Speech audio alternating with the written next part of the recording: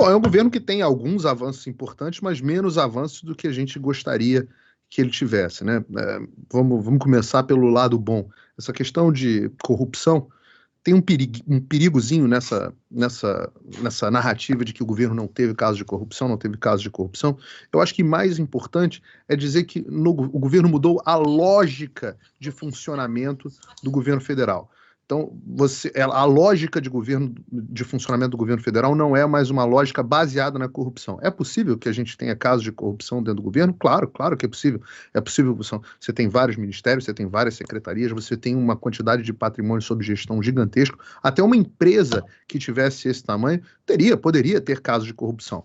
Mas ninguém pode dizer que o governo Jair Bolsonaro é um governo cuja lógica, cujo objetivo final, o fim do governo é abastecer uma máquina de corrupção como era do governo PT.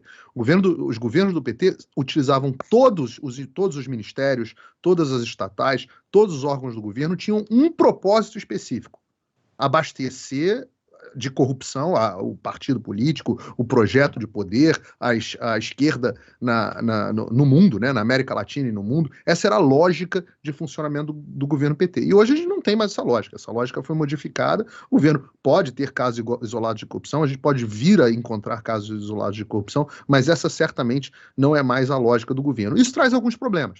Um dos problemas, e o problema mais forte, mais fácil de ser identificado, é que há uma mudança na dinâmica de relação entre os poderes. E esse, para mim, é o grande marco do governo Bolsonaro, uma relação esgarçada e difícil entre os poderes. Por um lado, você tem um legislativo que estava absolutamente acostumado com essa lógica antiga de corrupção, ele estava viciado nessa lógica antiga de corrupção e de um fisiologismo que não era o fisiologismo tradicional que você tem em qualquer república e que faz parte do sistema presidencialista brasileiro. Você tinha um parlamento que estava viciado em toma lá da cá, mas com propina, com pichuleco, enfim, com a lógica que era a lógica do PT.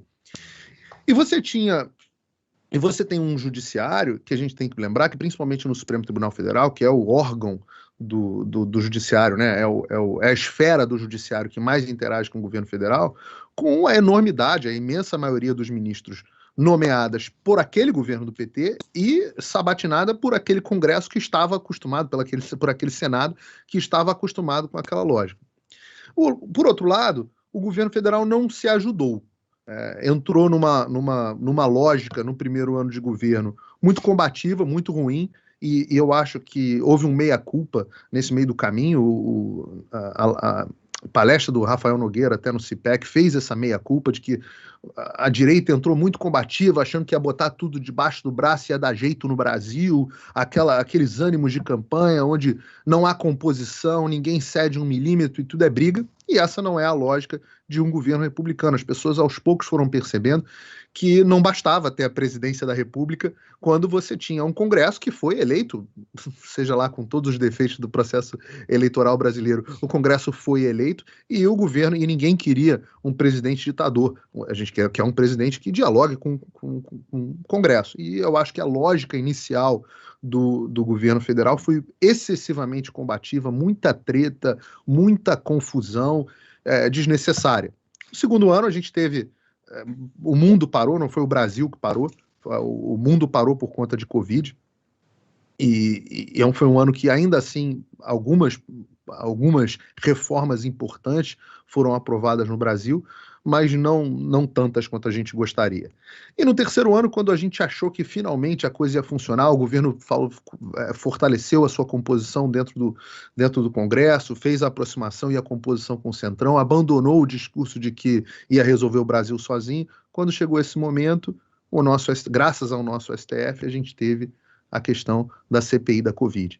E isso foi um desastre, porque desde então a pauta política brasileira vem sido dominada por uma CPI que não apurou absolutamente nada, não levantou absolutamente nada, só custou uma fortuna para o brasileiro, não só pelo custo de manutenção da própria CPI, mas como o custo de oportunidade do Brasil, que está parado discutindo coisas que não precisavam ser discutidas porque, enfim, podiam ter sido tratadas pelas instituições normais da República.